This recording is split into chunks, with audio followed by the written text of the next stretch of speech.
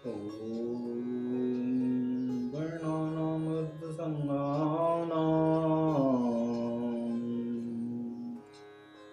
रसानां छन्दसामपि मङ्गलानां च कर्तारो वन्दे वाणी विनायको नारायणं नमस्कृत्य नरं चैव नरोत्तमं देवीं सरस्वतीं व्यासं ततो जयमुदीरयेत्। गुरुर्ब्रह्मा गुरुर्विष्णु गुरुर्देवो महेश्वर गुरुर्साक्षात् परब्रह्म तस्मै श्री गुरुवे नमः। बोलिए सियावर रामचंद्र भगवान की जय। राधावर कृष्ण कन्हैया लाल भगवान की जय। उमा महेश्वर भगवान की जय। गायत्री ब्रह्मदेव भगवान की जय। सद्गुरु भगवान की जय। माता पिता गुरुदेव की जय।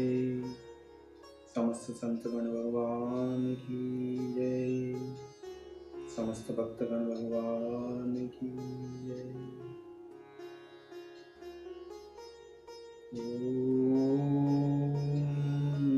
नमः पार्वती पतये हर हर महादेव।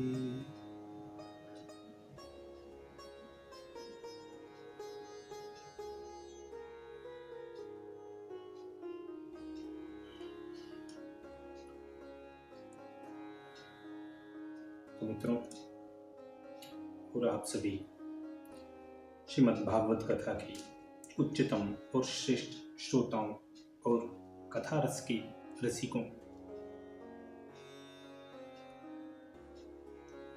अब तक हमने भगवान की श्रीमद् भागवत कथा रूपी द्वितीय स्कंद के पहले अध्याय तक की कथा का श्रवण किया है, कीर्तन किया है, भजन किया है, मनन किया है। अब हम भगवान श्रीमद् भागवत के द्वितीय स्कंद की दूसरे अध्याय की ओर कथा को अग्रसर करते हैं। आप सभी श्रेष्ठ श्रोतागण भगवान श्री राधा वल्लभ कृष्ण कन्हैया लाल भगवान के श्री चरणों में दृढ़ भक्ति रखते हुए कथा का श्रवण करें, पठन करें, कीर्तन करें, मनन करें।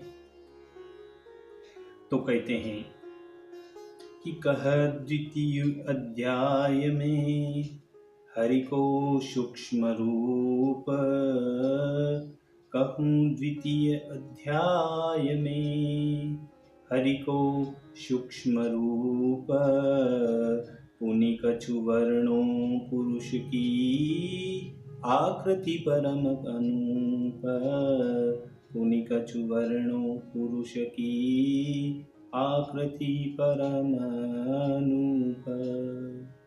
श्री सुखदेव जी महाराज बोलते हैं कि ऐसे पहले प्रलय के समय में इस धारणा से ईश्वर प्रसन्न हुए थे।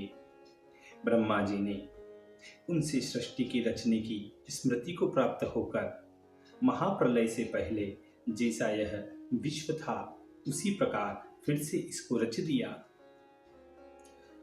उनकी निश्चयकारी बुद्धि और अमोघ दृष्टि थी।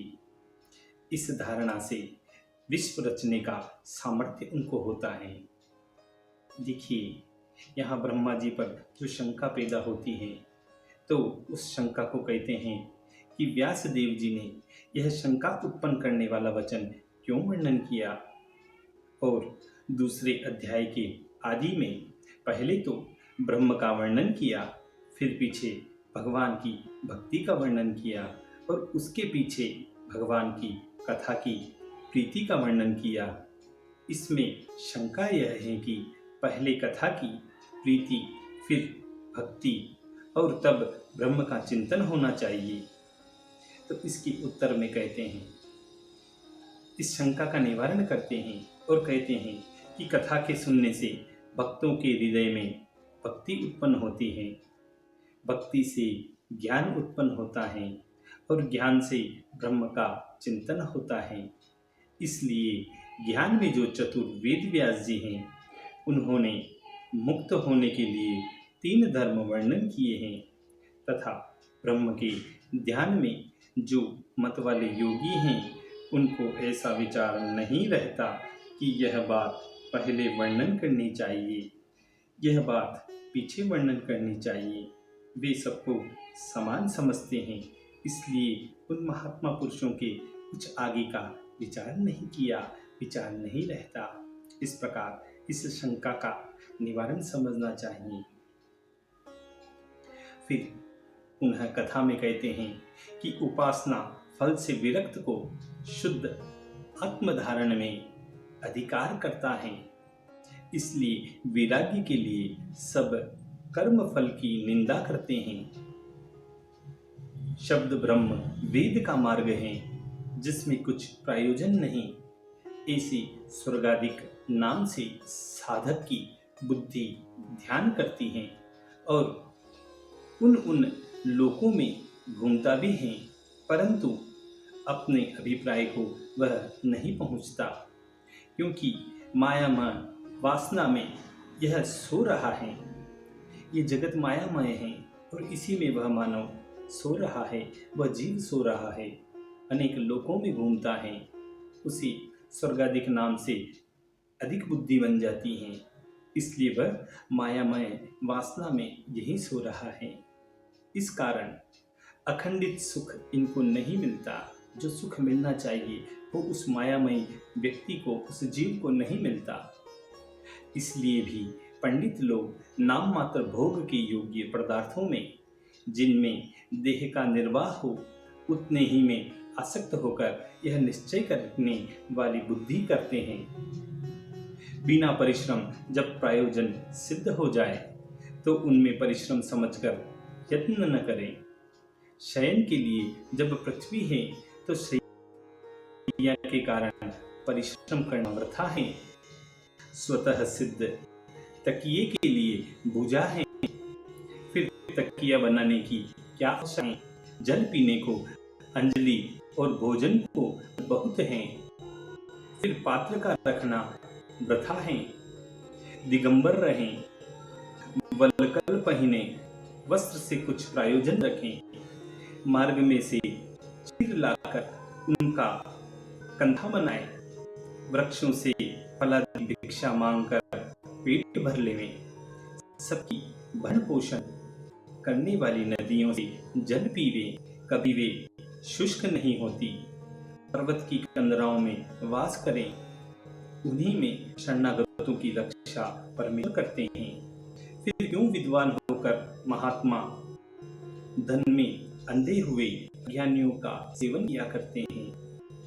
ऐसे अपना चित्त जब अपने आप ही सिद्ध हो जाए, तब ईश्वर को प्रिय जानकर भवनाम अनंत की महा आनंद निश्चय स्वरूप को भजे और तब संसार हेतु नाश होता है। ऐसा कौन है जो परमेश्वर के ध्यान की चिंता को त्याग कर विषयों का ध्यान करें? पशु बुद्धि वाले तो विषय का ही सेवन करते हैं। अपने किए हुए कर्मों में क्लेशों को सहन करने वाले जीव वैतरणी नदी में पड़ते हैं और यह देख सदा परमात्मा का स्मरण किया करते हैं, उसे एक पल को भी नहीं भूल पाते। अब मासिक पूजा का वर्णन करता हूँ, सुनो।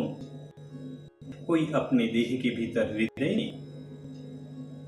भीतर उस हृदय के भीतर ही आकाश में और जो आदेश मात्र शरीर धारण किए पुरुष स्थित हैं, उस 4 भुजा कमल नयन शंख गदा धारी प्रसन्न मुख होकर ईश्वर को धारण करके स्मरण करता है। प्रसन्न मुख, पद्म दलवत लोचन, कदम्ब प्रसून के समान पीताम्बर धारण करने वाले, सुवर्ण के भुजबंधनों से शोभायमान महारत्न उनके शरीर पर दमक रहे हैं और महामणियों के जड़े हुए क्रीट कुंडल उन्होंने धारण किए हुए हैं। प्रसन्न हृदय के पात्र रूप स्थान पर जिनके चरण कमल योगेश्वर से स्थापित किए जाते हैं, माता महालक्ष्मी प्रभु लता हृदय में दिखाई पड़ती हैं। कौस्तुभ रत्न कंठ में धारण किए हुए हैं और जिसकी कांति कभी मलिन नहीं होती, इसी प्रसून माला ग्रीवा में शोभायमान है। क्रोंधनी अंगूठियां, कड़े, कंकन, नूपुर इत्यादि आभूषण से वह भूषित हैं। चिकनी निर्मल घुंघरू वाली श्याम अल से शोभित हो रहे हैं और मनहरण मुस्कान उनका चेहरा उदार लीला से हास्ययुक्त नेत्रों पर अत्यंत शोभित भ्रुकुटी का चलना और उससे बड़ा अनुग्रह सूचित होना चिंतन करके प्रकट होता है कि उनका दर्शन करना चाहिए। यह सभी अपने मानसिक ध्यान में इस प्रकार प्रभु का सौंदर्य, प्रभु का श्रृंगार देखकर उन भगवान का चिंतन करना चाहिए, उनका मनन करना चाहिए। यह सभी मानसिक पूजा बता रहे हैं। आगे कहते हैं, तक मन धारणा करके उनमें स्थित रहें, गदाधर के चरणों में लेकर हांसी पर्यंत एक एक अंग को बुद्धि से अनुभव करें। जो जो स्थान बिना यत्न प्रकट हो जाए उसको त्याग कर जंगा आदि का ध्यान करें, वैसे ही बुद्धि शुद्ध होती जाएगी। पर अवर दृष्टा विश्वेश्वर में भक्ति योग जब तक न हो तब तक स्थूल विराट पुरुष का रूप आवश्यक कर्म में अनुष्ठान के उपरांत नियमों में तत्पर होकर स्मरण करना चाहिए। यह तो समीप मृत्युलोक का कर्तव्य है और अपने आप देह त्यागने उसका कर्तव्य है।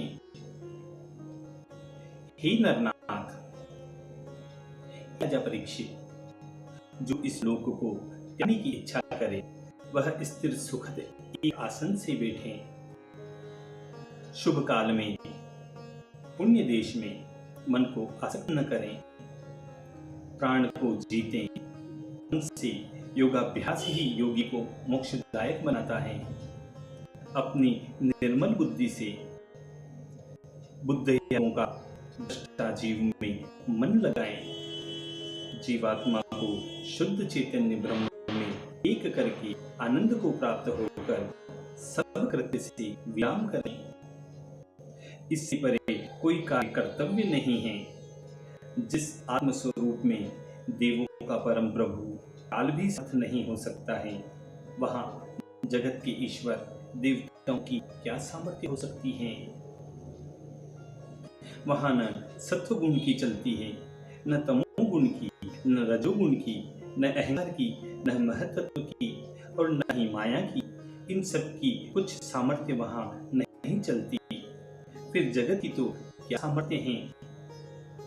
यह भी नहीं कहने वाले उसको विष्णु का परम पद कहते हैं। आत्मा को त्याग कर औरों में मित्रता नहीं करते, पूजी ईश्वर को क्षण क्षण में हृदय से मिलाते हैं। ईश्वर का चिंतन करके इस प्रकार मुनिराज स्थित होकर सबसे उपराम प्राप्त करें। ब्रह्म ज्ञान की दृष्टि के बल से विषय वासना त्याग कर अपनी पीठ से गुदा को बंद करें। सब परिश्रम जीत कर नाभि आदि 6 स्थानों में पवन को प्राप्त करें। वह पवन जो नाभि के मणिपूरक चक्र में स्थित है, उसको हृदय में अनाहत चक्र से रोककर उदान गति से कंठ में विशुद्ध चक्र में और उस पवन को प्राप्त करें। वह मुनि है।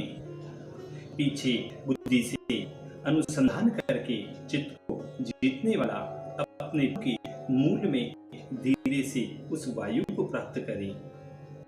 दोनों कान, दोनों नेत्र, दोनों नाक, एक मुख, इन सातों को रोककर किसी वस्तु की चाहना नहीं करनी चाहिए और वहां से उस भ्रगुटी के भीतर आज्ञा चक्र है, उसमें उस वायु को प्राप्त करें। एक घड़ी स्थित होकर शुद्ध दृष्टि पर ब्रह्म को वहां पर प्राप्त करें, पर ब्रह्म का दर्शन करें। ब्रह्मरंध्र को भेद कर देह इंद्रिय सबका त्याग करें। यह पूर्वोक्त सदमुक्ति कही गई है। अब क्रममुक्ति मैं तुमसे कहता हूं, हे नृपेंद्र, हे राजा, जो ब्रह्म के स्थान में होकर जाता है, जहाँ गगनचारी सिद्धों का विहार स्थान है और अणिमादिक अष्ट सिद्धि मिलती है, उस ब्रह्मांड में मन इंद्रियों के साथ ही चला जाता है। क्योंकि मृत्यु के समय जो वासना प्राणी के हृदय में रहती है, सब लोगों की भोग भोगता हुआ जाऊंगा, मन इंद्रिय सहित जीव जाता हूँ। पवन रूप जिनकी देह उपासना, भगवत कर्म, अष्टांग योग, समाधि, इनके कहने वाले योगीश्वरों को त्रिलोकी के बाहर भीतर सब स्थानों में जाने की गति होती है। ऐसा कहते हैं कि वे उस गति को कर्मों से नहीं प्राप्त होती है।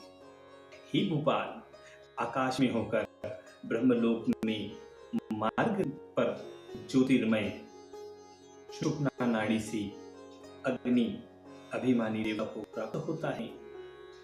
पीछे सब मल रहित हो, ऊपर वर्तमान हरि संबंधी तारा शिशुमार चक्र को प्राप्त होता है।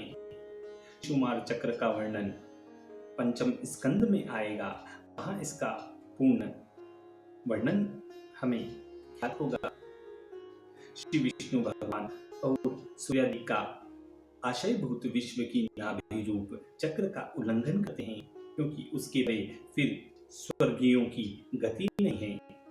इस कारण एक ही निर्मल लिंग शरीर अभूरूप होकर औरों से नमस्कृत वेद वेताओं के स्थान महर्लोक को प्राप्त होता है। महाकल्प की आयु वाले पंडित भृगु आदि जहाँ रमण किया करते हैं, वही महर्लोक है। इसके उपरांत कल्पांत में श्री शेष जी के मुख की अग्नि से संसार को बस देकर सिद्धेश्वरों से सेवित स्थान जो द्विपरार्ध में स्थित रहता है, उस ब्रह्मलोक को जाते हैं। उस ब्रह्मलोक में शोक, वृद्धपन, मृत्यु, दुख, भय कहीं से भी कभी नहीं होता। जो भगवान के ध्यान को नहीं जानते हैं, उनको भगवत की कृपा बिना दुखकारी चित्त को व्यथा उपजाने वाला जन्म मरण होता रहता है, परंतु वहां शोकादि कभी नहीं हुए हैं। जो ब्रह्मलोक में जाते हैं, उनकी गति 3 प्रकार की गई है। जो बहुत पुण्य, बहुत दान कर गए हैं, वे कल्पांतर में पुण्य की न्यूनता से अधिकारी हो जाते हैं। जो हिरण्यगर्भ आदि उपासना के बल से गए हैं, वे ब्रह्मा के संग मुक्ति पाएंगे। जो भगवत के उपासक हैं, वे अपनी इच्छा से ब्रह्मांड भेद करके श्रीकुंड में वैकुंठ पद को प्राप्त हो जाएंगे। पीछे लिंग देह से पृथ्वी को प्राप्त होकर, भय त्याग पृथ्वी उप होकर जल को प्राप्त हो, शीघ्रता न करके ज्योतिमय हो, वायु को प्राप्त हो, पवन रूप होकर बड़े भारी ब्रह्म के स्वरूप आकाश को प्राप्त हो। भगवत भक्त को ब्रह्मांड भेदन का जो प्रकार है, वह कहते हैं ईश्वर चित प्रकृति के किसी अंश से महतत्व होता है। उस महतत्व के अंश से अहंकार उत्पन्न होता है और उसके अंश से शब्द बनता है। देखिए, यह पूरा प्रकृति का जो नियम है, जो प्रकृति बनी है, उसका नियम यहाँ सुखदेव जी परीक्षित जी महाराज को बता रहे हैं कि सबसे पहले महतत्व होता है। वो किससे होता है? तो वह प्रकृति से होता है। सबसे पहले इन्हें प्रकृति की रचना की, प्रकृति से महतत्व हुआ, महतत्व से अहंकार हुआ। अहंकार भी 3 प्रकार का है। सात्विक अहंकार,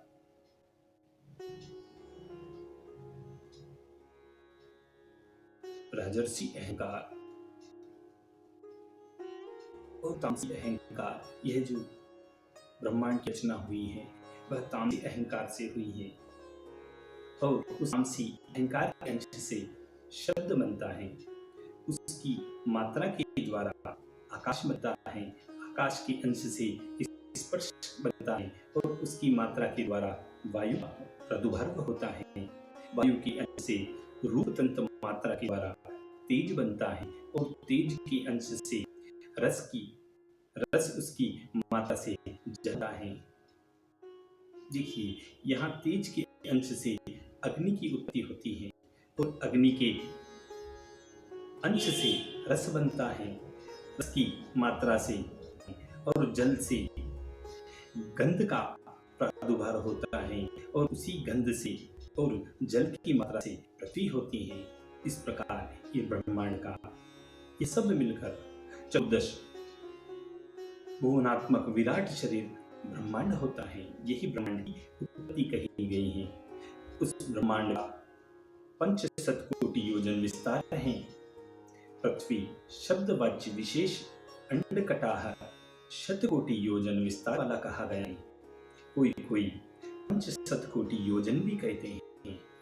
फिर वायु आदि के अनगिनत महा हैं और वे उत्तर 10 गुने अधिक कहे गए हैं। 8 पृथ्वी के आवरण व्यापक हैं। घ्राण से गंध, रसना से रस, दृष्टि से रूप, त्वचा से श्वास और श्रोत्र से आकाश के गुण प्राप्त होकर योगी प्राण से उन क्रिया को प्राप्त हो जाते हैं। अहंकार 3 प्रकार का है, तामस, राजस और सात्विक। तामस से जड़भूत सूक्ष्म उत्पन्न होते हैं, राजस से वही मूर्ख 10 इंद्रियां, सात्विक से मन इंद्रिय देवता। उनका लय उस अहंकार से नष्ट होता है। वह योगी भूत सूक्ष्म इंद्रियों का लय मनोमय देवमय अहंकार की गति से प्राप्त होकर गुणों का जिसमें लय हो ऐसे महत्त्व को प्राप्त हो जाते हैं। हे नरेश, आनंदमय जीव उपाधियों के अंत में प्रधान रूप से उस आत्मा को प्राप्त होता है। भगवत की गति को जो गया है वह फिर इस संसार में आसक्त नहीं होता। हे राजेंद्र, ये दोनों मार्ग वे गए हैं। सनातन मार्ग में अपने जाना चाहिए। पहले आपको यह सभी क्रियाएं करनी चाहिए, उसके बाद आपको यह सनातन मार्ग अपनाना चाहिए और इस सनातन मार्ग पर चलकर मुक्ति के लिए प्रयास करना चाहिए। पहले भगवान की ब्रह्मा ने आराधना की थी, तब भगवान वासुदेव ने यह गति ब्रह्मा जी को कही थी। जो जीव संसार में फंसे रहे हैं उनको इससे अधिक और कल्याणदायक मार्ग नहीं मिल सकता जिससे भगवान वासुदेव में भक्ति योग हो जाए। भगवान चतुरानंद निर्विकारी एकाग्रचित्त करके वेदों को 3 बार बुद्धि से विचार करके जिससे आत्मा में प्रीति हो वही निश्चय करते हुए सभी जीवों में अपने आत्मा द्वारा श्री हरि भगवान दिखाई दे हैं। बुद्धि आदि जो ईश्वर के देखने के उपाय हैं और अनुमान करने के जो लक्षण हैं उनसे दिखते हैं वह भगवान। हे नृपेंद्र, हे राजा परीक्षित, इस कारण सर्वात्मा हरि सर्वत्र सब काल में श्रवण करने के योग्य हैं और वे ही मधुसूदन सब जीवों के स्मरण करने योग्य हैं। जो कोई भगवान सर्वव्यापक की अथवा ब्राह्मण की अमृतथा को श्रवणों से भली प्रकार भर करते हैं, विषयों से अति दूषित अंतःकरण को पवित्र करके श्री हरि के चरण कमलों के समीप चले जाते हैं। इस प्रकार सुदेव जी उन परीक्षित को मोक्ष और मुक्ति का मार्ग दिखा रहे हैं। इसी के साथ श्रीमद् भागवत कथा के इस द्वितीय स्कंद के द्वितीय अध्याय का पूर्ण होता है, समापन होता है। बोलिए श्री कृष्ण कन्हैया लाल भगवान की जय।